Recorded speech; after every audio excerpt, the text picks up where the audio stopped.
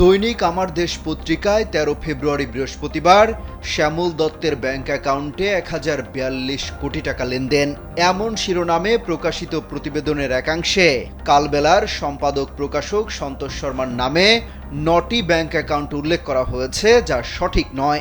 কালবেলা media লিমিটেডের পরিচালক হিসেবে যৌথ অ্যাকাউন্টে তিনি একজন স্বাক্ষরকারী মাত্র। দৈনিক কালবেলার অ্যাকাউন্টের যৌথ স্বাক্ষরকারী হলেন কালবেলার বিনিয়োগকারী নজরুল ইসলাম বিশ্বাস এবং সাংবাদিক কর্মচারীদের পক্ষে সম্পাদক হিসেবে সন্তোষ শর্মা। প্রকাশিত প্রতিবেদনে মূলত কালবেলা মিডিয়া লিমিটেড নামক কোম্পানির অ্যাকাউন্টের লেনদেনকে সন্তোষ শর্মার ব্যক্তিগত লেনদেন হিসেবে চালানো হয়েছে। এই প্রতিবেদনে সন্তোষ শর্মার সামাজিক ও ব্যক্তিগত মর্যাদা ক্ষুণ্ণ হয়েছে। প্রতিবেদনে বলা হয়েছে, সন্তোষ শর্মার ৯টি অ্যাকাউন্টে ৫৮,৪৬,০০,০০০ টাকা লেনদেন হয়েছে। এই তথ্যটি সঠিক নয়।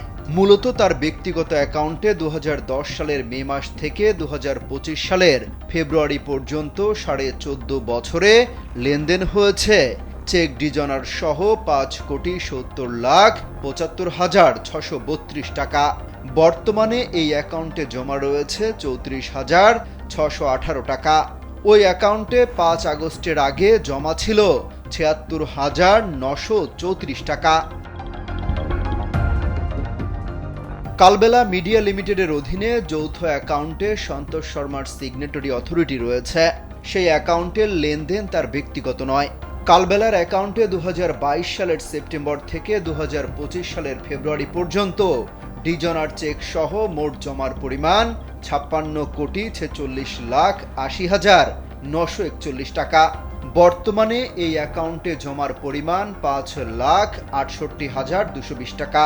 কোম্পানি পরিচালিত এই অ্যাকাউন্টে ২০২৫ সালের জানুয়ারি পর্যন্ত ডিজনার চেক সহ জমা হয়েছে ৫৪,৭৪,৮৪৬ টাকা।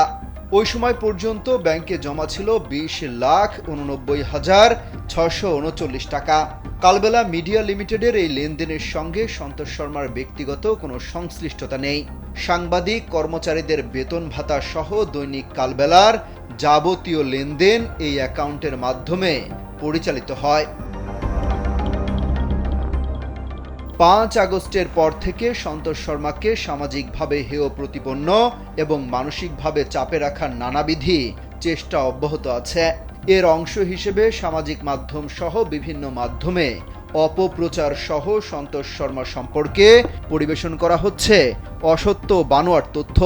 দৈনিক কালবেলার সাংবাদিক কর্মকর্তা কর্মচারীদের পক্ষ থেকে এই ধরনের অযৌক্তিক এবং বাস্তবতা বিবর্জিত প্রচারণার তীব্র প্রতিবাদ জানানো হচ্ছে।